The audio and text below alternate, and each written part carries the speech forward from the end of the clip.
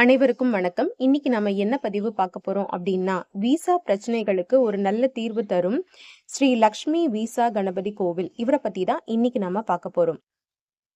இந்த கோவில் ஒரு சின்ன பிள்ளையார் கோயில் தான். ஒரு வீட்டு முன்னாடி இந்த கோயிலை கட்டியிருக்காங்க.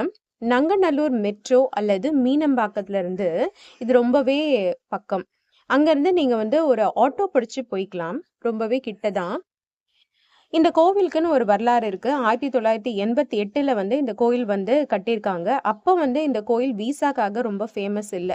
இந்த கோயில் காலையில 9:30 மணிலேருந்து 11 மணி வரைக்கும், மாலையில 4:30 மணிலேருந்து 5:30 மணி வரைக்கும் திறந்திருக்கும் அப்படின்னு இந்த கோவிலோட வெப்சைட்ல போட்டிருக்காங்க. ஆனா நீங்க 8:30லேருந்து 10 மணிக்குள்ள காலையில போயிட்டீங்கன்னா ரொம்பவே சிறப்பு.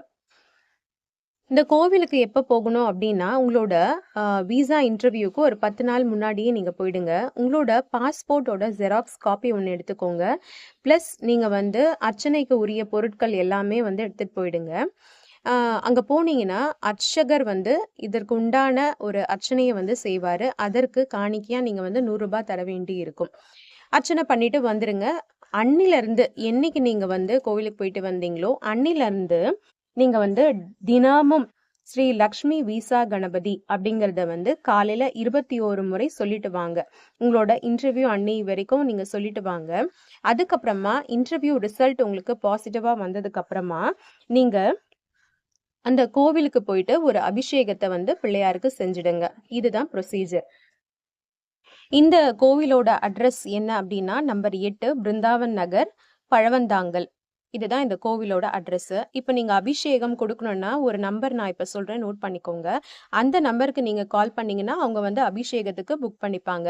9655060899. இது நான் உங்களுக்கு டிஸ்பிளேலையும் கொடுக்குறேன், பார்த்து தெரிஞ்சுக்கோங்க. ரொம்பவே சக்தி மிக்க இந்த விசா கணபதி கோவிலுக்கு நீங்க போனீங்கன்னா உங்களோட விசா ப்ராப்ளம் எல்லாமே தீர்ந்து நீங்க நல்லபடியா உங்களோட வெளிநாட்டு பயணத்தை தொடங்குவீங்க. All the best. மீண்டும் ஒரு நல்ல பதிவில் நான் உங்களை சந்திக்கிறேன். நன்றி, வணக்கம்.